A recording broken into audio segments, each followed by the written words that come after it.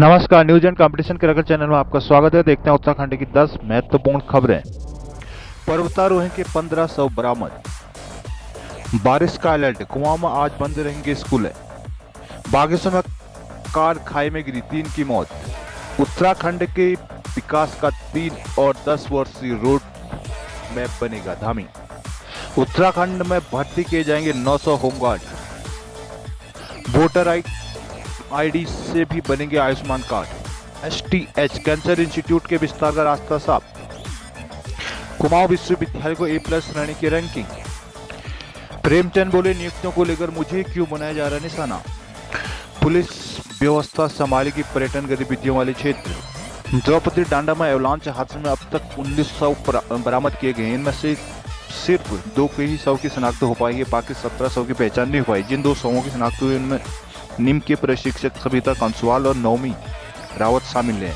हिमस्खलन हादसे के तीसरे दिन रेस्क्यू टीम घटनास्थल पर पहुंचने में कामयाब होगी। टीमों ने मौके से 15 पर्वतारोहियों को शव बरामद कर लिए। अब तक कुल 19 शवों के पर्वतारोहियों के शव निकाल लिए गए हैं। क्षेत्र में बर्फबारी शुरू होने के कारण दोपहर के बाद हवाई रेस्क्यू किया गया, लेकिन मौके पर मौजूद टीमें लापता पर्वतारोहियों की तलाश में जुटी हुई है। नेहरू इंस्टीट्यूट ऑफ माउंटेनिंग निम के रजिस्ट्रार विशाल रंजन ने बताया कि गुरुवार सुबह वायुसेना, SDRF, NDRF और high altitude warfare school Gulmarg और कश्मीर की टीमें हिमस्खलन वाले स्थान तक पहुंचने में कामयाब होगी। टीमों ने मौके से 15 पर्वतारोही के शव बरामद किए, जबकि 10 लापता पर्वतारोही की तलाश की जा रही है। अब तक मिले कुछ 19 शवों में से 2 नीम के प्रशिक्षक और 19 प्रशिक्षकों के हैं। DM अभिषेक रोहिला ने इसकी पुष्टि की है। सभी पर्वतारोहियों के शव टोकरानी नामक एडवांस बेस कैंप में उतार लाए गए हैं। हवाई रेस्क्यू शुरू होने पर इन्हें उत्तरकाशी लाया जाएगा। मौसम विभाग ने उत्तराखंड में शुक्रवार को भारी बारिश का रेड अलर्ट जारी किया है। आपदा प्रबंधन विभाग को जिला प्रशासन को अलर्ट पर रहने के लिए कहा गया है और 9 और 10 अक्टूबर को भी भारी बारिश का येलो अलर्ट जारी किया है। मौसम विभाग के निदेशक डॉक्टर विक्रम सिंह के मुताबिक कुमाऊं मंडल के कई जिलों में बिजली गिरने के साथ भारी बारिश हो सकती है। कुमाऊं के सभी जिलों में गढ़वाल के उत्तरकाशी, रुद्रप्रयाग, चमोली, पौड़ी, टिहरी आदि जिलों में भारी बारिश के आसार है। अन्य जिलों में भी बारिश हो सकती है। भारी बारिश के पूर्वानुमान के मद्देनजर सरकार ने 8 जिलों में हाई अलर्ट जारी किया है। आपदा प्रबंधन प्राधिकरण के अधिशासी निर्देशक पीयूष रौतेला ने कहा कि 7 और 8 अक्टूबर को राज्य के कुमाऊं मंडल के जिलों से लगे गढ़वाल के जिलों में भारी बारिश से बहुत अधिक बारिश होने का पूर्वानुमान है। इसे देखते हुए आपदा प्रबंधन IRS प्रणाली के नामित समस्त अधिकारी और विभागीय नोडल अधिकारी हाई अलर्ट में रहेंगे। राज्य में राशन कार्ड न होने की वजह से जिन लोगों के आयुष्मान कार्ड नहीं बन रहे थे, उनके कार्ड अब आधार और वोटर आईडी के जरिए बनाए जाएंगे। मुख्य सचिव डॉक्टर SS संधू ने अधिकारियों को यह निर्देश दिए हैं। मुख्य सचिव डॉक्टर SS संधू की अध्यक्षता में गुरुवार को सचिवालय में राज्य स्वास्थ्य प्राधिकरण की दूसरी बैठक हुई। बैठक में मुख्य सचिव ने अधिकारियों से कहा कि राज्य में 100% पात्र लोगों के आयुष्मान कार्ड बनने चाहिए। उन्होंने कहा कि इनसे पास राशन कार्ड नहीं है, उनके आयुष्मान कार्ड, ID, आधार कार्ड या अन्य दस्तावेजों के आधार पर बनाए जाएं। राज्य में करीब 5 लाख लोग ऐसे हैं जिनके पास आयुष्मान कार्ड नहीं है। इनका कारण यह है कि उनके पास राष्ट्रीय खाद्य सुरक्षा के डेटा नहीं है, जबकि बाद में बनी उनके राशन कार्ड के आधार पर आयुष्मान कार्ड नहीं बन पा रहे। मुख्य सचिव के निर्देश से इन लोगों को राहत मिलेगी। मुख्यमंत्री ने कहा कि उत्तराखंड समान नागरिकता संहिता UCC लागू करने वाला देश में पहला राज्य बनने जा रहे हैं। UCC लागू होने के बाद उत्तराखंड मॉडल प्रदेश के रूप में जाना जाएगा। इसे लेकर गठित कमेटी तेजी से काम कर रही है। संहिता पर कार्य योजना भी तैयार कर ली जा रही है। उन्होंने भाजपा कार्यकर्ताओं से 100 लोगों के सुझाव पोर्टल पर भेजने के निर्देश दिए हैं। कृषि औद्योगिकरण को बढ़ावा दिया जाएगा। राज्य अतिथि गृह में मुख्यमंत्री, केंद्रीय गृह मंत्री अमित शाह की वर्चुअल मीटिंग में करीब 2.5 घंटे बिताए। बैठक के बाद CM ने बताया कि प्रदेश में प्राकृतिक और डिजिटल कृषि को बढ़ावा दिया जाएगा। प्रदेश में पर्यटन, बागवानी, औद्योगिक इकाइयों को प्रोत्साहन के लिए सरकार हर संभव प्रयास कर रही है। वर्चुअल बैठक के दौरान सभी प्रदेशों के मुख्यमंत्रियों से इस क्षेत्र में विस्तार को कहा गया। खास बात यह है कि इस पर उत्तराखंड पहले से काम कर रहा है। हालांकि नई संभावनाएं तलाशते हुए प्राकृतिक और डिजिटल कृषि को बढ़ाने का आश्वासन दिया गया। उन्होंने कहा कि कृषि विश्वविद्यालयों की सहभागिता बढ़ाकर क्षेत्र में आगे बढ़ेंगे। मुख्यमंत्री पुष्कर सिंह धामी ने कहा कि प्रदेश में विकास कार्यों को लेकर 3 वर्षीय व 10 वर्षीय रोड मैप बनाया जाएगा। साल 2025 में उत्तराखंड की रजत जयंती पर प्रदेश का विकास मॉडल पेश किया जाएगा। CM ने प्रदेश सरकार की कई योजनाओं को जिक्र करते हुए कहा कि राज्य सरकार विकास के पथ पर अग्रसर है। मुख्यमंत्री धामी ने गुरुवार को विभिन्न योजनाओं की समीक्षा की। नैनीताल पहुंचे तो यहां सीएम ने पार्टी कार्यकर्ताओं से मुलाकात कर कई मुद्दों पर चर्चा की। इनके बाद पत्रकार वार्ता में उन्होंने कहा कि 2025 में उत्तराखंड के रजत जयंती के मौके पर प्रदेश का विकास मॉडल पेश करेंगे। सीएम ने बताया कि वो हर जिले का दौरा कर विकास कार्यों की समीक्षा कर रहे हैं। वर्ष 2025 के लिए तय लक्ष्यों को मद्देनजर संबंधित अधिकारियों को 3 वर्षीय रोड मैप बनाने के निर्देश दिए गए हैं। कैबिनेट मंत्री प्रेमचंद अग्रवाल ने कहा कि मैं अचंभित हूं कि विधानसभा में हुई नियुक्तियों को लेकर सिर्फ मुझे क्यों टारगेट किया जा रहा है। इससे मुझ पर कभी कोई आक्षेप नहीं लगा, लेकिन इसे मैं अपना दुर्भाग्य मानता हूं कि विधानसभा की नियुक्तियों को लेकर मुझे ही निशाना बनाया गया। अग्रवाल ने गुरुवार को यमुना कॉलोनी स्थित आवास में पत्रकारों से बातचीत के दौरान उन्होंने कहा कि उनका जन्म उत्तराखंड में हुआ है। वो राज्य आंदोलनकारी भी रहे, साथ ही छात्र जीवन से सामाजिक आंदोलन में उन्होंने सक्रिय भूमिका निभाई। बकौल अग्रवाल, पहले ऐसा कभी नहीं हुआ कि मेरे ऊपर सवाल उठ रहे हों, लेकिन मेरा दुर्भाग्य कि इस बार मुझ पर सवाल उठाए गए। उन्होंने कहा कि राज्य गठन के बाद से जिस परंपरा के तहत विधानसभा में नियुक्तियां हुई हैं, मैंने भी उसी तरह तदर्थ नियुक्तियां की। मैंने और पूर्व विधानसभा अध्यक्ष गोविंद सिंह कुजवाल के साथ कुछ भी अलग नहीं हुआ है। उन्होंने कहा कि नियुक्तियों के संदर्भ में एक समिति जांच कर चुकी है, इसके बाद भी मैं किसी भी जांच के लिए तैयार हूँ। इस्तीफा के सवाल पर अग्रवाल ने कहा कि वो ईश्वर हाईकमान के आशीर्वाद से वित्त और शहरी विकास विभाग की योजनाओं को फोकस करने में जुटे हैं। प्रदेश में पर्यटन गतिविधियों की अधिकता वाले राजस्व क्षेत्र प्राथमिकता के आधार पर नियमित पुलिस के हवाले किए जाएंगे। इसके अलावा अन्य क्षेत्रों को चरणबद्ध तरीके से पुलिस को सौंपा जाएगा। मुख्य सचिव डॉक्टर एस संधू की अध्यक्षता में हुई बैठक में इसे लेकर सहमति बनी। राजस्व क्षेत्र में बढ़ते अपराधों के बीच इन इलाकों की कानून व्यवस्था रेगुलर पुलिस को सौंपे जाने की तैयारी शुरू हो गई है। गंगा भोगपुर में अंकिता भंडारी के हत्याकांड के बाद प्रदेश भर में इसे लेकर मांग तेज हुई थी। इसी क्रम में गुरुवार को मुख्य सचिव डॉक्टर संधू ने गृह विभाग, राजस्व और पुलिस की संयुक्त बैठक ली। बैठक में मुख्य सचिव ने कहा कि जिन क्षेत्रों को तत्काल रेगुलर पुलिस के दायरे में शामिल किए जाने की जरूरत है, उसका प्रस्ताव तत्काल शासन को भेजा जाएगा। इसमें पर्यटन गतिविधियों वाले क्षेत्रों को प्राथमिकता के साथ शामिल किया जाए।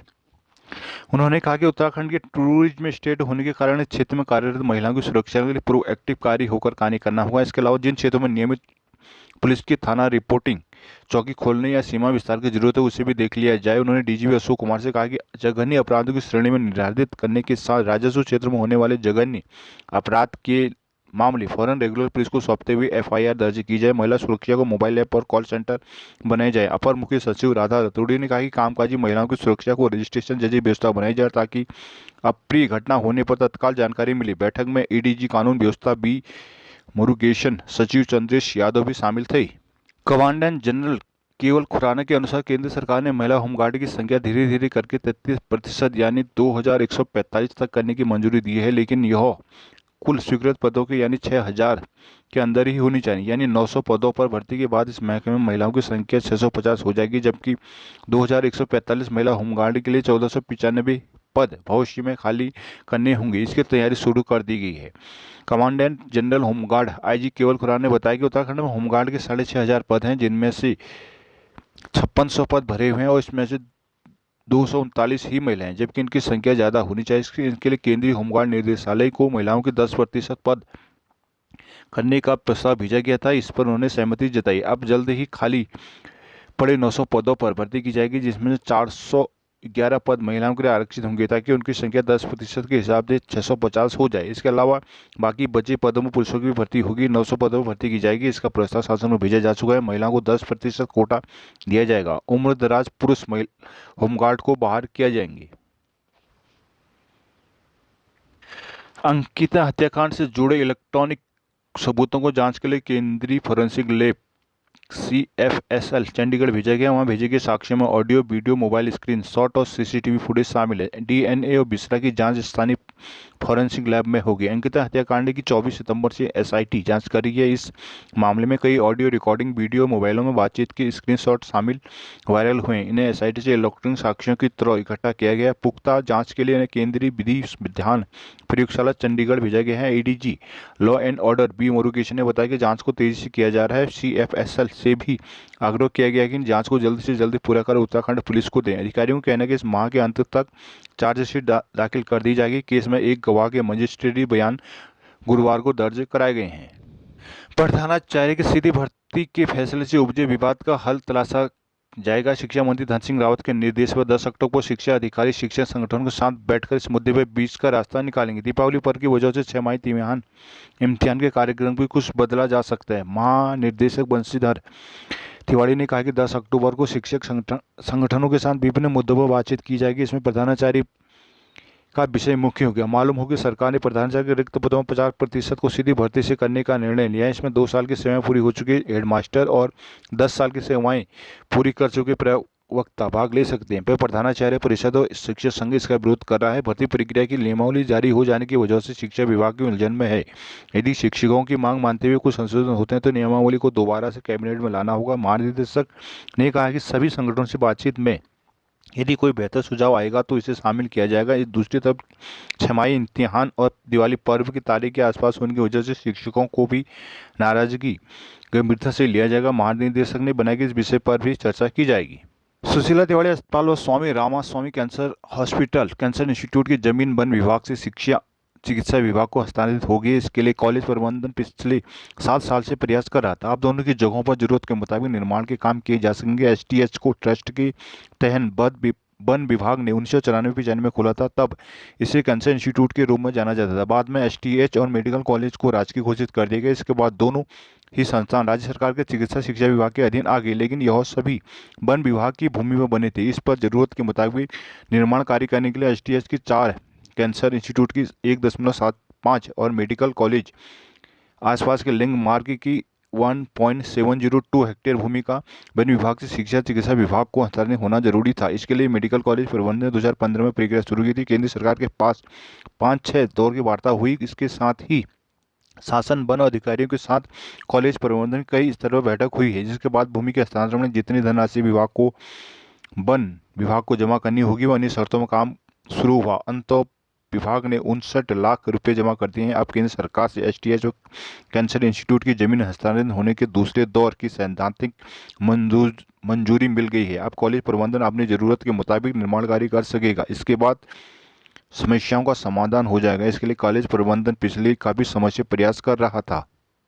कुमाऊं विश्वविद्यालय ने आर वर्ल्ड इंस्टीट्यूशनल रैंकिंग की ओर से जारी सर्वे में A+ ग्रेड हासिल किया है। ये OBE रैंकिंग गुणवत्तापूर्ण शिक्षा में उत्कृष्टता प्राप्त करने के लिए संस्थान के प्रयासों परिणाम पर आधारित शिक्षा मॉडल को मान्यता देती है। कुमाऊं विश्वविद्यालय राज्य का एकमात्र संस्थान है जिसे A+ ग्रेड के साथ डायमंड बैंड प्राप्त हुआ है। विश्वविद्यालय के कुलपति प्रोफेसर NK जोशी ने इसे बड़ी उपलब्धि बताया है।